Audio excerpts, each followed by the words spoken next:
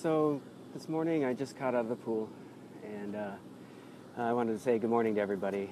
This is J.P. Collins reporting from the Russian Consulate in San Francisco. There was a disgruntled dog walker that just walked by, a very entitled homeowner who was not happy with the press being in her neighborhood.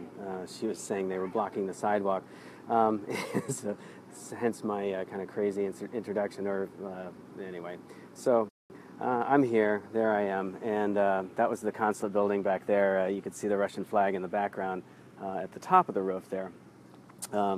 Yeah, so funnily enough, the Russian consulate is basically in the backyard of where I go swimming at the YMCA at the Presidio, which was, odd that given the history of things, during the Cold War. I got a phone call coming in. I had a feeling that might happen. So there was an Army installation coming in, and I hope I'm still live. I think I am. Wow. That's the second time that phone call came in. They must really want to get a hold of me. It's kind of amazing. I start a video, and then they start wanting to call me. I sit on my ass all week, and nobody wants to call me. So anyway, Book of Hours can't hear you. It's sideways now. Okay, so how's that? Is that better? Congratulations. Okay, there you go. All right, so looks like I have to do it this way. Okay, so now that we're right side up, and I've rejected 2 phone calls coming in, it's interesting given the history, the Cold War and everything that went on, is that the Presidio, an Army installation that's been there for centuries actually, was basically just steps away from the Russian consulate, and it was the Russian consulate back in the Soviet days as well. And yeah, they probably could just basically keep an eye on each other. I was listening in on some conversations, some old yahoos at the pool that were, one was ex-military, and he said that they used to fly over in helicopters the Russian consulate, and the other one was an old cop, and he says, yeah, we did the same thing, as well as the Iranian consulate. So, we're all spying on one another. So speaking of spying, I'm going to turn this around. We've got, let's see, we've got NBC, we've got some other news van over here, and a couple others. There's some news people over here. So my point is that, this is the Russian consulate, and this is me talking to you. So I wanted to talk to you a little bit about what's going on. So yesterday, Obama, the duplicitous, basically kicked out 35 Russian consulate members, and they were from this facility, but this office, and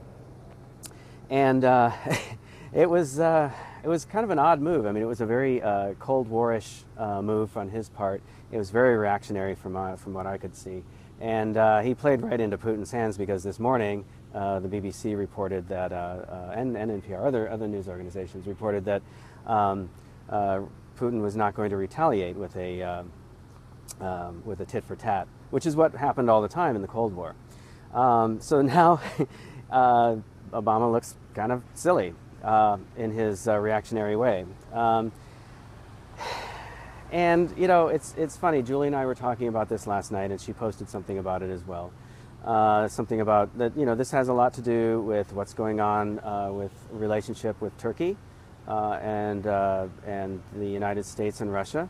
Russia and Turkey came to a ceasefire agreement following the murder of a Russian diplomat in Turkey, which to fill you in case you don't know, the guy who murdered him was on the side of the people who put up the coup that took place last summer in Turkey, and Erdogan put a stop to that, and so there's some things going on between the U.S. and Turkey because of that, because we have as a residence in the United States, we have the philosophical leader of the movement that was behind that coup, I'm not a big fan of Erdogan at all. In fact, I would prefer to see Turkey go back to being more of a secular nation, as opposed to what he's trying to do, which is bringing it more into a religious, more conservative government and religious government. And he's been playing footsie with ISIS, as we have. And so there's that. So the Russians. So I have a feeling that Obama, the duplicitous, had something. Wanted to send Russia and Turkey a message that we weren't happy about not being included in that agreement, that ceasefire agreement. And then this whole thing with Russia. Okay, so this thing is just like, it is so tied up in just crazy ass shit. I'll just say it, shit. I mean, there's so much political intrigue. International politics are just thick in this situation. So it's hard to untangle it. It's hard to unpack it. I'm not going to try too hard to do it, but let me just tell you this, that Obama gave the excuse that Russia has been harassing our diplomats in the U.S. And this came out of the mouth of the former U.S. Ambassador to Russia this morning on NPR. He said that they had been doing things like getting followed, and they would trash things in the apartments, let them know that they were there, and variety of other things. And so that may have been going on. Those tactics may have been going on. But this has been going on for a while, and this guy is the former ambassador. So, it's hard to say, why. I mean, it's once again, it's a political excuse, right? It's been going on for a long time, but why all of a sudden? Why now? Okay, so the next thing that's going on is that this thing with Turkey, okay, and Russia. And then the third thing that's going on is our war with Syria, where Russia is an ally of Syria, and we're basically. And then the fourth thing, okay, before I get into the war, the fourth thing is the whole Russian hacking thing, right? Which is a load of lies. It's nothing but lies. There's no proof that it ever happened. And it's the DNC and the Podesta group and the president.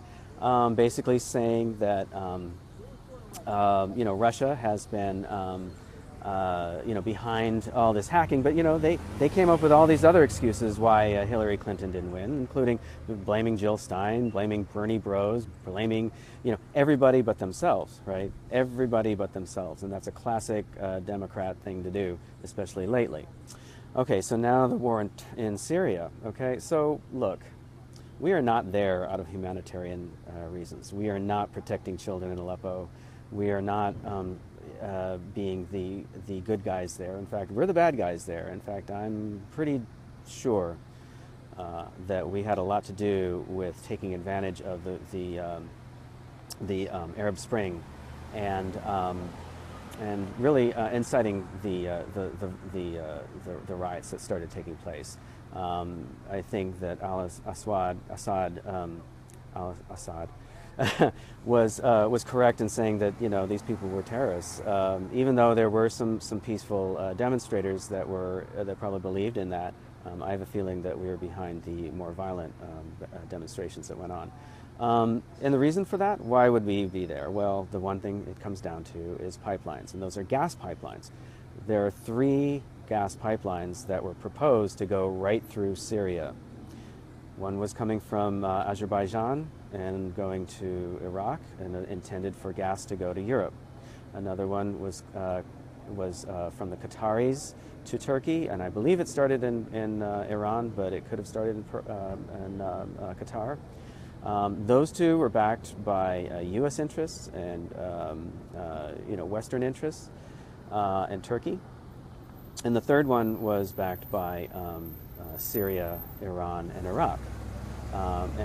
Russia is an ally of both Iran and Syria, and so their pipeline was going to be in competition, sending gas to Europe. These pipelines mean millions and millions and millions and millions of dollars. Okay. And it had something also to do with taking away power and influence from the Saudis in the region, specifically in Syria, where they would love to see their own type of their own influence, their own form of Islam being practiced and being put out there in Syria, whereas Syria currently is a socialist government, and it's a you know, my belief is that they are Sunni, which I believe is also Iran. I may have these things mixed up because you know, these terms get thrown around, and you know, I do not do enough of my own research to keep them straight. Anyway, so they are friends of Iran, which, you know, Iran is basically an enemy of Saudi Arabia. And Saudi Arabia is an ally of ours. And we have been fighting a proxy war in Syria for the last 6 years, 5-6 years. So these are some of the things that are going on. How you untangle this whole mess is up to you, but these are the facts, these are the things that are going on, and how they can be interpreted rather. I'm channeling George Bush, W. Bush. They're interpreted. How these things are interpreted is up to you, but these are what's going on. This is what's going on out there. So what we have is a very unhappy President Obama. I'm not sure why he seems to be flailing right now and doing these kind of crazy things, because this is not like him. I am no fan of Obama or his administration. I'm just kind of confused by his motivations and what he's doing right now. As far as Putin, I'm no fan, but he's looking like the bigger man at this point. I mean, the BBC this morning even said that he was taking the moral high ground by doing what he did. So, and you know, politically, it was a much better move. So that's the story. That's where we're at. And it's a beautiful but chilly day in San Francisco, and the news crews are out here trying to stay warm. I'm on my way home. And I hope you liked our little analysis. Julie and I have been talking about this, and I think that, you know, she thinks the same thing in general.